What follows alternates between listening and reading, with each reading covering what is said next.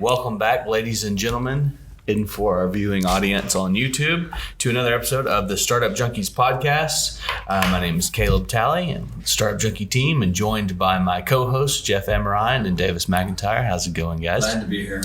Glad to be here. Looking forward to our conversation. This shall forever be known as National Bourbon Day. Okay. Drinking rye, just because.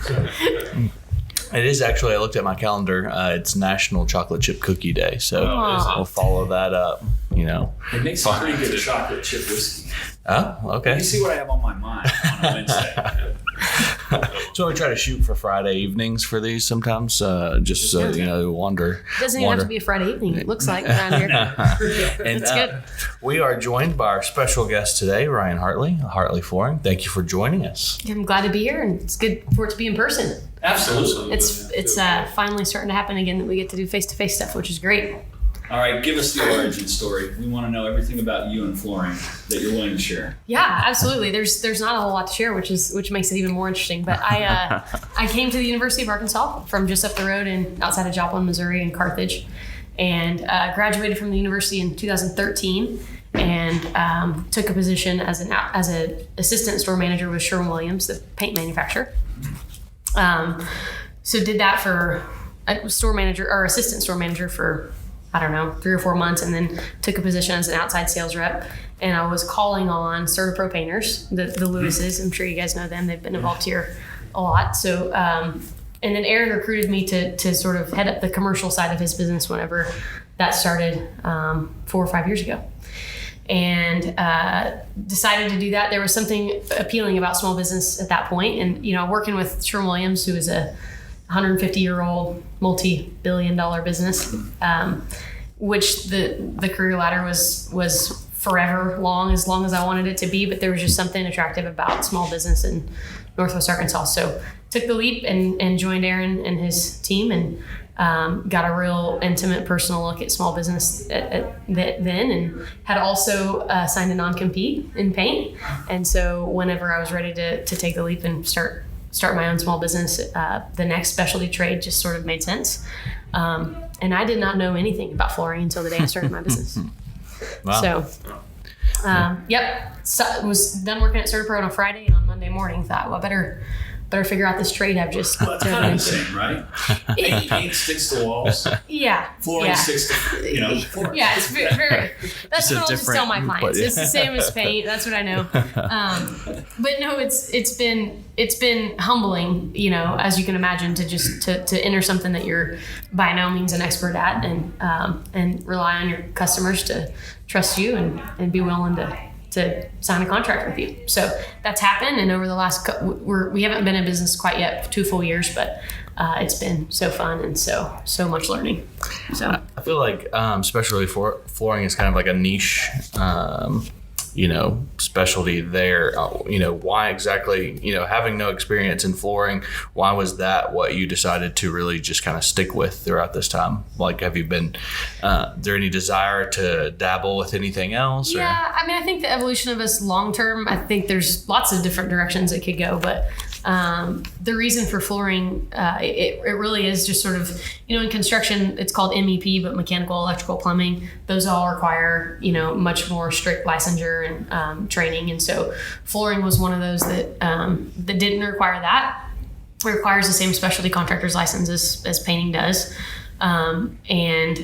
And also what was attractive about it was a larger average transaction size in flooring, just because of the cost of material is more expensive. Labor really is pretty comparable to paint in terms of, amount per square footage, but the material really drives the average project size up. So that was attractive. And I just felt it felt a little less daunting than other trades. It felt like something I could get in and learn pretty quickly. You gonna follow the Startup model where you build it up and then franchise it and dominate the world? I don't think so. I don't think we're a world dominator. I think that, it wouldn't surprise me if there was another location or two. But I do love the nature of small business, and I don't really have the dream of it being some, national thing. I just don't. Run it the way you want to run it. Yeah. Make the company culture. Talk about the company culture some. Yeah, it's I mean it's different. I think it makes some people very uncomfortable, but we just have a very loose culture. And I think that's, I think that business is sort of changing and maybe going that direction, but we're casual. I've talked about it on other podcasts, but we don't have meetings. We don't have any sort of structured meeting routine. We meet when we need to meet. We have an unlimited vacation policy. We hire people that want to work with us, that we think will come on board and be excited to do a good job, and we don't worry about the rest of it. That's cool. So loose, tight, outcome oriented. Very much outcome oriented. Yeah. When we structure a position, we need to be able to know very much if it's successful based on just your outcome. And if there's problems, if you've got to monitor how much somebody works to understand if they're successful, then I think there's problems measuring that position. So we try to focus on that, and it's very, very easy to know if somebody's doing a good job or not. So. Yeah, absolutely.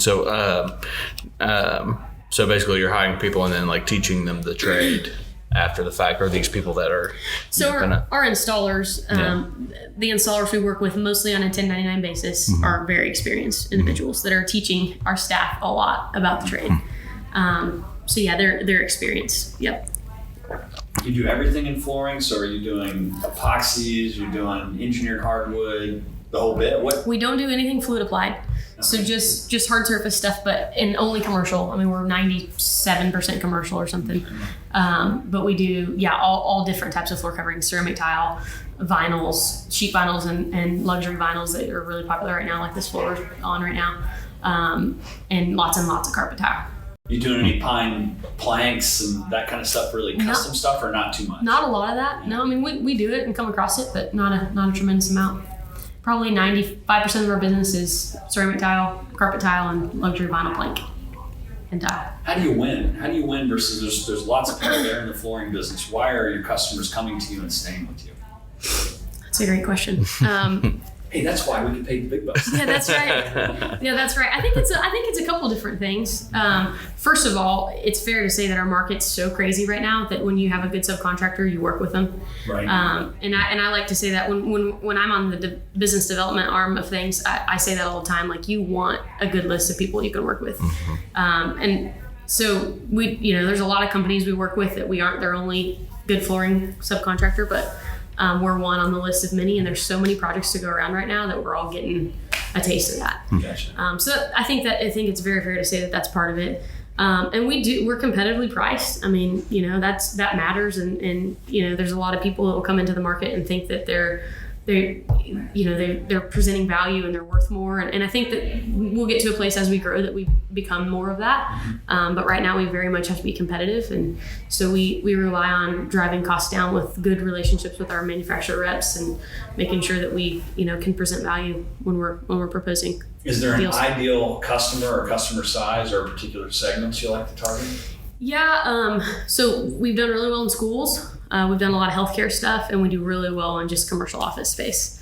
And then a really good size for us is between contracts between 30,000 and 200,000, sort of that middle range. And there's projects in this area much, much, much bigger than that. And so, and again, someday the evolution of us may be that we bite off some of those. But for now, we're really comfortable under that $200,000 range. What's the average project size at About 40. About 40. Mm-hmm. Yeah. Yep. And I just heard that y'all upgraded into a bigger location too. Is that correct? Yeah, we did. Touch on that a little bit too. Yeah, we started in a space. Do you all know Tim Olkey? I don't know if you know Tim. He's got Olkey Construction. I know the name. Yeah. So Tim and I had a great relationship from before when I was at Startup Pro. Mm-hmm. And so when I started the business, I reached out to Tim, and he actually had a little bit of extra warehouse space and a little makeshift office in the back that we started in. And it was probably 1,200 feet of warehouse and then a 12 by 12 office. And we did that for, I think we were in it 9 months when we signed a deal. And we actually got really lucky because we signed like the middle of COVID when nobody was signing a lease. And we got a really good rate on some space just down the street from where we were. So we're off the Monroe exit in Lowell. It's like the dream location because if you draw a dot on the center of Northwest Arkansas, I promise you, it's like on the roof of our warehouse. Either direction, west or east, north or south. You're on the interstate in literally 45 seconds. It's great. So we signed a deal there. They handled our build out. We signed a 7-year lease, and we've got about just over 4,000 square feet of 3,500 warehouse, a little bit of office space, and room to grow. So. What's the general ratio of women working in that space? Contracting, construction. Oh, and just the space in general. Yeah. I don't know for sure. I don't see a lot of them on job sites when I'm there, so I would be willing. I don't know. I think there are a lot of women in construction, more on the administrative side of things. But as far as business owners or people, those in the field, gosh, I don't know, less than 10%. I would be willing to bet. And you think that, have there ever been experiences, I guess, with people, not taking you as serious? Oh, for sure. Certainly. Yeah. I'd like to think that doesn't happen much, but it does. And I think that just over time, just showing up, doing what we're supposed to do, trying to be, and this is something else in construction. I don't know how much experience y'all have had with commercial construction projects, like having spaces done for you, but nothing is perfect. It just isn't. So being willing to just ride those waves and meet those challenges when they come up. There's all kinds of unforeseen things and unknown things. So when you just meet those challenges as best you can, over time you gain respect. And then I think sometimes what I've experienced is sometimes that respect seems to be maybe even a little over exaggerated because of how little respect they gave you to start, So we've developed some great relationships because of that. We walked in and the expectation was zero, and then you show up with any sort of value to offer, and all of a sudden you're very well respected. So, yeah, the sad thing is the construction trades are suffering reputationally now probably more than they ever had. I mean, it's impossible in many cases from a residential side to get anything done in a timely fashion. Yeah. So if you professionalize something where people have low expectations, it seems like it could be a real competitive advantage. Totally, yeah. And I think that we do that on accident a lot. People just don't think they're going to get quite the service that they might if a 45-year-old man walked into the building. So I think we do that on accident a lot, and I think it's oftentimes a good thing. A real good thing. How much did the experience with CertaPro, I know a little bit about Aaron and kind of his values and whatnot, how much did that inform or mold you going into your role as a business owner? So much. I've said this about Aaron before, but and I don't know, there's no way I could ever do this, but I've described it before that he gave me the car keys to that business and said, make it work, especially the commercial side. And so I got to see a real intimate view of small business from that perspective. And I think in many ways I got to it's almost like I got a practice run at it. And so the experience I had there was huge in being able to start my own, for sure. I've heard people give the advice, if you want to open a coffee shop, go work at a coffee shop, for a while and really kind of get the feel for it. It sounds like that's kind of what that was for you. Yep. Opportunity to. Yeah, and a lot of those relationships just translated immediately to flooring. So a lot of the hard work had really kind of been done, at CertaPro, and so I think it was a really cool day to go into those same people that I had developed relationships with for 5 years before and say, hey, now I'm here, call me for flooring. You used to call me for paint, now call me for flooring. So how big a challenge has supply chain and your sourcing been? Because has it been a problem? It's not been a huge problem for us. There may be. You hear all the horror stories about lumber and getting stuff, and for some period of time couldn't get fence posts, and it was really odd stuff. Yeah, we got lucky. I think there's been a little bit of it seems like logistical delays, just things taking longer in transit than normal. But we really haven't experienced a whole lot of material shortages, which has been really nice. So you're not too reliant on stuff coming out of China? Is most of your stuff US based? No, so most carpet is US based. A lot of ceramic comes from Mexico, and there's still some pretty good significant sourcing from the United States on that. Awesome. A lot of vinyl comes from China. Does it? But don't do any more vinyl floors. Yeah, right. We don't want to do the CCP any favors, right? Yep, that's true. Just try to discourage your customers, will you? I said they really need ceramic or carpet if they want there. If they want to make a good choice. Well, I mean, really, the things that COVID have done in that way. I mean, people have had to get creative, and so there is a lot more vinyl being manufactured in the States now than there was before. Great. So I think there's a shift there, and I think there's lots of American-made options. So, what's going to be the next big thing in flooring in terms of materials or process? What are you seeing that's really cool? So we're seeing which we don't love, but we're seeing there has been for a while now, but just a shift to polished concrete.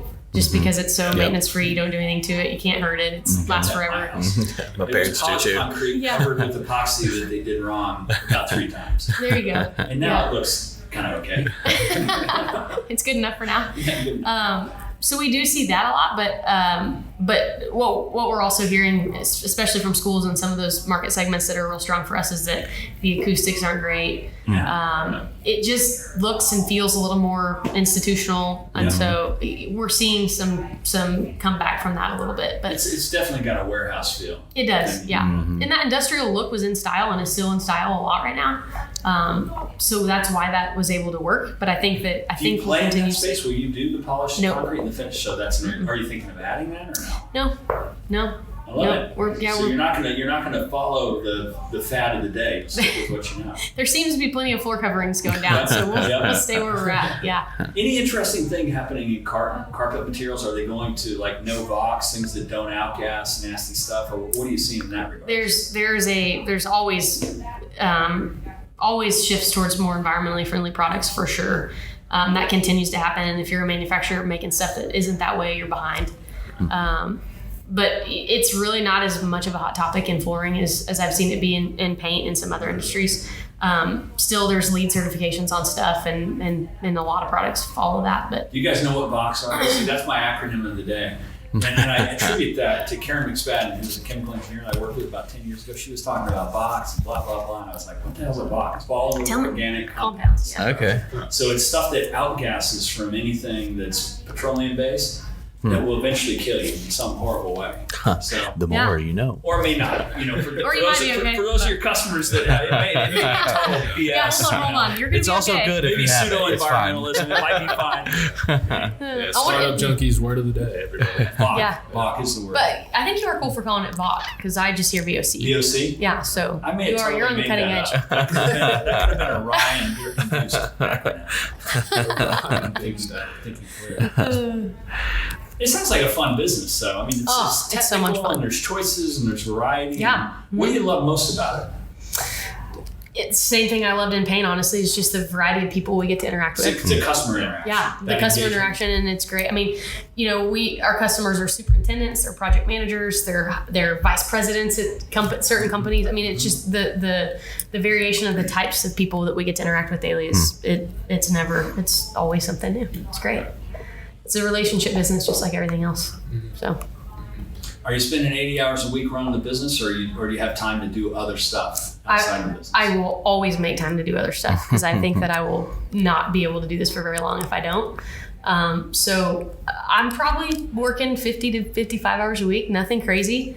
And sometimes I go home and stuff's not done, but that's okay. You're okay because it'll be there tomorrow. It'll be there tomorrow, and we try to obviously prioritize that by making sure anything customer facing is taken care of and timely. And but yeah, I mean, if my accountant will laugh when he hears this, but if we're not reconciled by August 4th for July, it's okay. We're gonna be okay. We've got time.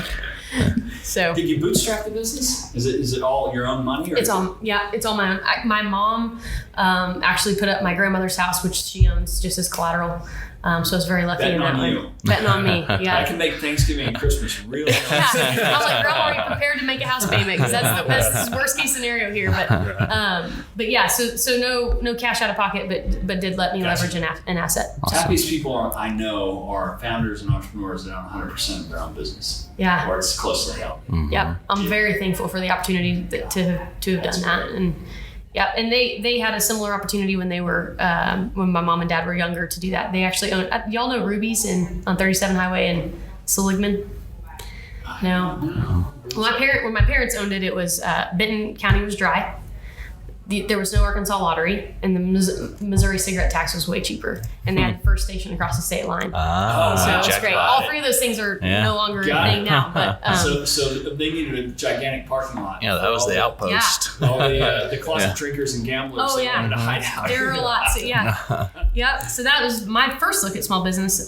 But it was So yeah, they were lucky enough to have had that opportunity and have been able to pass that along. So you had the entrepreneurial DNA by virtue of growing up around that. Yeah, I guess so. Running a gas pump at a liquor store is, Well, I mean, but it really is. At the end of the day, that's what small all business the is. experiences It's you not gain, always sexy. I mean, it's hard work. Had you always wanted, I mean, back in, in the back of your mind, did you always think you were going to eventually start your own business, or have you had those wants? Yeah, I think I knew from a pretty early age that I wanted to do that. Yep. What would you say if you were like translating some of those lessons learned pumping gas at a liquor store, into what you're doing now? Are there any lessons learned from your parents' entrepreneurship that you carry over? Yeah, and it's it's so cliche, but it's just at the end of the day, it's the truest thing about small business that there is. But my dad would shake the hands of the people that would come in to buy alcohol. Well, my mom, my sister, and I would come down on the weekends and help my dad and be able to spend time with them that way.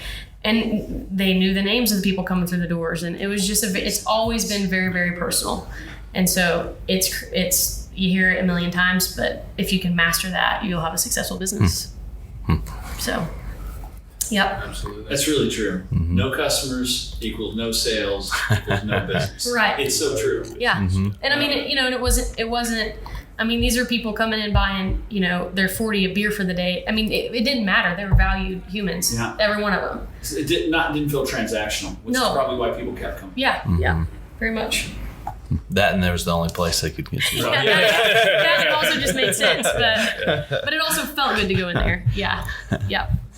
If you were to give, some advice to someone that's looking to get into that kind of space, obviously not anybody that would be competition for you, then tell them. But like, what kind of advice might you give them, or even to a woman that's interested in getting into that space that might be intimidated by what they might encounter in that type of space? What type of advice might you give? Yeah. Yeah, and I have to give myself this advice on a fairly frequent basis, but just to keep doing what is right, and keep working hard, and the details and the little things will work themselves out. I've probably had, my watch was going off. I got it silenced now, by the way. But there's probably 15 phone calls that'll happen just while I'm here, and it's just that at the end of the day, you can't get everything done that you need to get done. So just keep climbing the mountain, especially in the early days. And we're in that phase right now where we really, really need to be bringing on somebody new. But, in peak season, cash flows are difficult to manage and handle. And so it's just that right now is the hard time, very much so. This is the difficult time of our business. So just reminding ourselves daily that like, this is the problem we dreamed of having, it's so busy. There's so much cash flow because of the business that's coming in and going out. And so just keep moving, just keep going. Grinding your way through. Just grind it out. Just grind it out. Yep. Yeah. I know we talk on the podcast a lot about the entrepreneurial ecosystem of Northwest Arkansas. How has that experience been for you in starting your own flooring company? I think we are in, first of all, I think we're in the greatest part of the country anyway. But second of all, I think we're in the greatest part of the country to start a small business.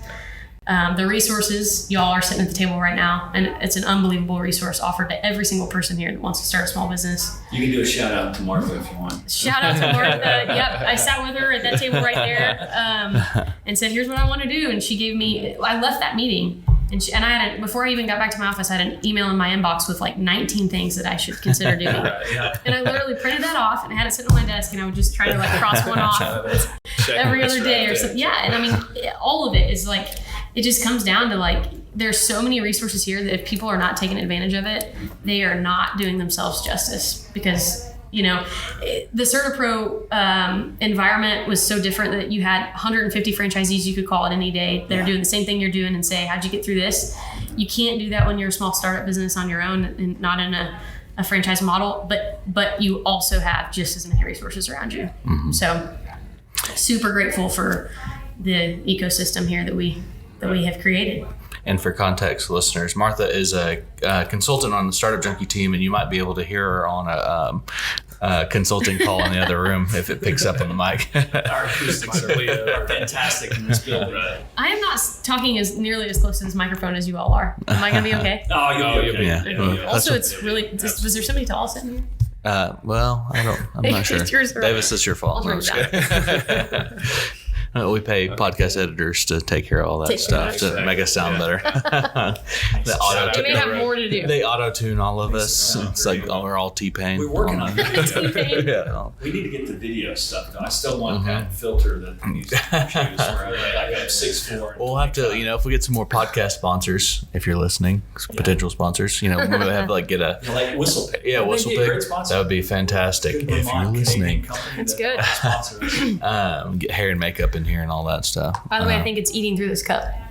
I'm sure it is. It's because you drink it fast if you enough. run out Yeah. of- I need to drink the If rest. you need any solvent to take old flooring up, Yeah, can I get an extra bottle It of that? really is. Wow.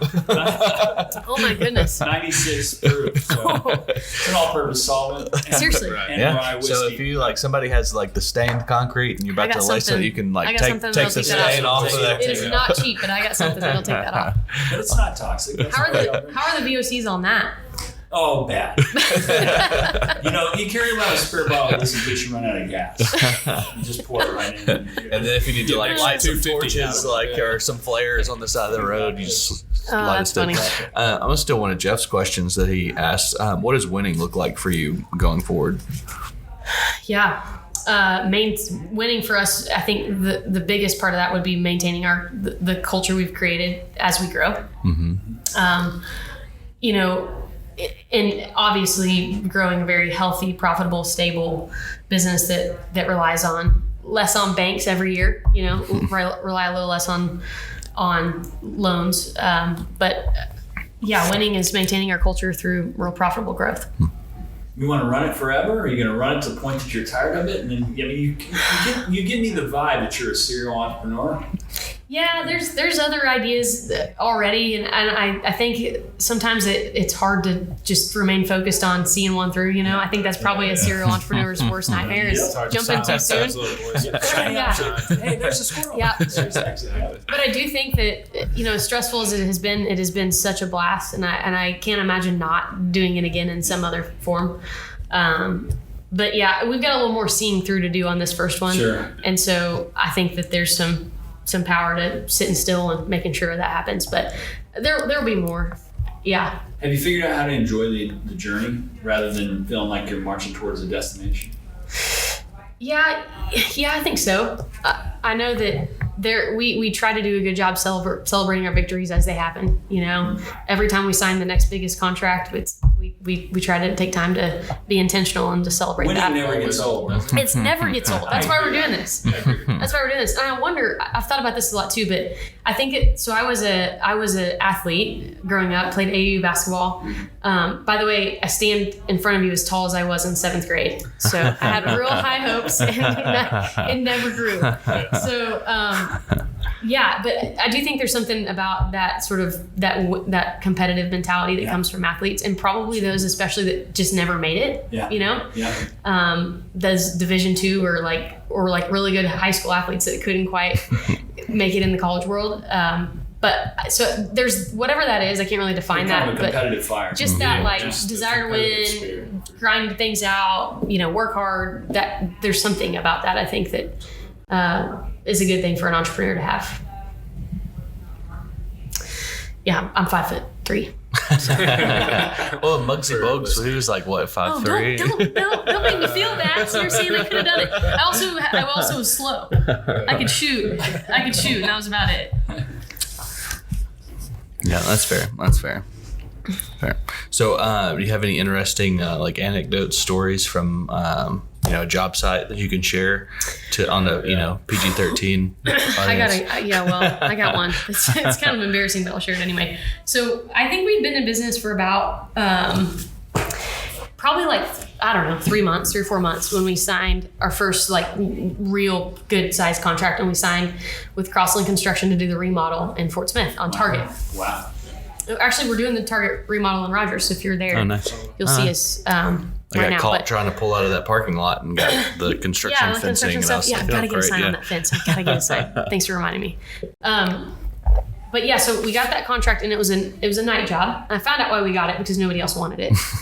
So, which is fine. That's where people like us should step up and do our time. But So it was a night project, and the way it was is that you if you started it, whatever you demoed in one night had to be relayed, and customers had to not experience the remodel. So as you go through Target, you might be thinking it hasn't started yet. It hasn't started. You know, it's happening every night, and it's being put back together before you get there in the morning. Wow. So what a project to start on. And there's VCT, and there's LVT, and there's ceramic tile, and there's broadloom carpet, and there's carpet tile. There's every single thing we faced on one project. So it's like night 3 on this job, and my crew doesn't show up. And so I'm down there, it's 10 o'clock at night, and I got a business to run the next morning, just started, and I'm like, what am I supposed to do? So for some reason at 10 o'clock at night, it felt like a good idea to run to Lowe's and to buy me some knee pads and to just show this superintendent that I was just gonna do the best I knew. And I don't know how to demo flooring. So I go to Walmart and I get some knee pads and I buy a toolbox, like an empty toolbox, and a hammer and a scraper, and I'm like, I'm just gonna go in. And so I got back to the store and I'm like strapping my knee pads. They were probably upside down. I don't know. I'm sure it looked crazy. And I'm just trying to get some flooring up. I'm just got my hammer and scraper, and I think I took up 4 square feet that night. And the superintendent kept coming by, and you could tell he was just like, what have we gotten ourselves into? But the point was, I needed to do something, and I needed to show him that I was committed, and I wasn't just going to be sorry and go home and go to sleep, you know? So I think the message was received.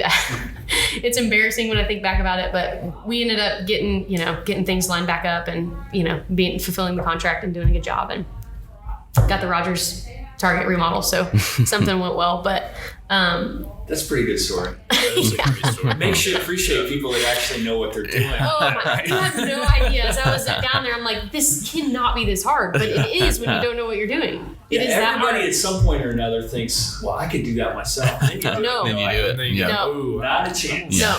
So probably now that we're talking through that, probably my first thought was, I can do this. I'll just go get the tools. And then I realized quickly, no, there's no way. So the amount of respect I have for the people for our installers in the field is, and they know it. They realize that I feel that way. So. We've all had that, Fast Times at Ridgemont High, which I know is way, way, way before any of your times. There was a famous scene in there where Sean Penn, who played Jeff Spicoli, said to his friend who had just totaled the giant football player's car, he's like, dude, don't worry about it. My brother's got an awesome set of tools. We can bump this right out. Totally. Yeah. And it's like, no, it's there's not a that reason easy. why you have experts in this area. Yep. So, Absolutely. anyway. Yeah, so that was a fun story. And then another just kind of random cool story that we just got to experience is you might have seen on Facebook, there's a couple big time actors in town filming a movie. Yeah. Martin Lawrence and John Malkovich. We got called to lay the flooring on their set. So Oh, that's cool. So That's very when cool. y'all watch that movie, just remember. Yeah. All right. So Yeah. did they tell you what movie it was? But there's some details that aren't supposed to be shared yet. Yeah. So I saw the photos with Martin Lawrence dressed in cops, gun badge, and so everybody was like, Bad Boys 4? yeah, what's it gonna be? Yeah. I don't think it's that. I didn't know John Malkovich was here though. That's cool. Yeah. That's neat. Yeah, so we did that. That was interesting because we did all this hard work and they shot on it for a week and then they tore it down. all up. And we were like, no. That is wild. But, yeah, that was kind of neat. So That's a recurring revenue business. If you get into that game, because you're building stuff and they're tearing it up. Yeah. You're building more. So Yeah, and it was cool because we didn't get to be slotted in that deal early like we should have been able to. But last minute they couldn't get somebody to get to it quick enough, and so we scrambled and pulled. Did you get to meet the actors? No. You guys go out drinking or anything? No, I know. I wish. That's why I said, can I roll up the week they're shooting and just be like, just here to make sure Make sure the floors are good, everything feeling Just- okay? just Like, is that gotta going to be okay? But I didn't do it. just Dang with it. a level and walk out there Yeah, and make sure. just do a mid-scene check. Yeah. Yeah. How does one get recruited for a gig like that? I think it's just being connected in our in our community. And, But I mean, and as far as with the outfit, the filming outfit, the production crew, I wonder how. This is just my curiosity floating I out. have no idea. The general contractor that we worked for obviously had that relationship. So Yep. Yeah, I don't 'cause- think we're anything special. I think it was like, there's nobody to lay this floor. Who's going to do it? Let's just go through the contact list. But it is special when you're the one that comes through on it. Oh, So. absolutely. But I was just thinking, to Jeff's point, that would be a cool like thing to be like the flooring person for movie sets. yeah. Call us. We'll Arkansas movie sets. Yeah. Because Yeah. you're never really done, right? They're always going to be building stuff and tearing it up, building stuff. Well, Bentonville Film Festival is taking place this weekend, so you just go pass out some cards. Yeah, there you go. Do some marketing. Yeah. Yeah, it was like 2,000 square feet, and then boom, it got all torn down. It's like, where's the next 2,000 foot set at? Let's go do it. Wow. Yep. So yeah, stay tuned on that. Are we at that land the plane moment? I think so. So this is a ridiculous question, cheesy question we always ask that we're going to ask you as well. Okay. And so if taking what you know now, if you could go back in time and give your younger self some advice, either prior to CertaPro or prior to starting your flooring business, what would that advice be? Yeah. I would say, I would guess it would be yourself. Because I think that there was something that I maybe had taken with me probably prior to college, but especially in college, that I didn't really fit the like suit and, like the professional zipped up business, feel. I never really fit that, but there was still very much a place for me in business, And so I think if I had that confidence and known that from the very beginning, I think there would have been a few less fears going into that. But business, that's the other thing I love about it, is that there's literally a place for everybody here. And if you just show up as your authentic self, that's your most powerful self anyway. For the longest time, college has been reasonably good at training employees, not employers. Yeah. Mm-hmm. And we never fit the mold. Yeah. Yeah. It's always like, you guys all go do that. Not very interesting to do this. Mm-hmm. And that's an affliction that entrepreneurs have. Yeah. That is You interesting. never fit the mold. There is no mold. There is no mold. There isn't. That's You're right. And I think that when I was able to ditch that, and I don't know that I can pinpoint when that happened, but when I was able to just say, you know what, you as you are is good enough for this environment. I think that's probably when I started experiencing the most success. That's great. So That's yeah. awesome. And it's much easier to maintain that authentic view of the world and way of being than trying to fit into what someone else pictures is the way you ought to be. Yeah. Yeah. That would have been a good thing to know in business school. You don't have they don't to fit teach a you certain. that. They don't teach you that. No, When no. did you finish business school? What year? 2013. Well, you never took any of my classes. I could have solved so many. Yeah, dang it. Yeah, you were that's there- what you were go there back in teaching? time Yeah, to tell dang yourself. it. It's 2009. What'd you teach? New ventures and small business management. I had both of Two those. things that might have been pretty useful. Yeah, I had both of them. But did you have Zweig? I had Zweig. Mm-hmm. He's good. He's awesome. Yep, I did have Zweig. He's awesome. So Yeah, okay, so that was a really good first look at Yeah. there's no mold, right? Yeah. You think it's He's somebody like Mark particularly a Zweig. good guy because he's a big fan of construction and development. Yeah, real estate absolutely. development and all that. Yeah. Yeah, Mark Zweig, very good. Yeah, awesome. I had him at night. I had a night class with him, and I probably didn't go as often as I should have. Oh, see, there you go. So- True entrepreneur. Make it up in the final project. Yeah. Hey, listen, thanks for coming on. Where can we have, if you really do want to be worldwide, we've got 100,000 listeners in Wow. 100 countries. Great. And some of those places like Belarus, it's one or two people that are locked up in their local jail. I was going to say, it's one less person. Yeah, and former Olympians that are locked up in their jail. But that's a joke. If you're watching the Olympics, sorry for that person that's affected from the But anyway, where can they find out more about your business and you? Yeah. Check out. We try to post often on our social media pages, so Facebook and Instagram, and then our website. Just go to our website, www.hartleyflooring.com, and you'll get to see what we're up to. Best of luck. Awesome. with Thank you everything very you're much. building. Thanks for having me. And I was super Yeah. thankful for Absolutely. Great.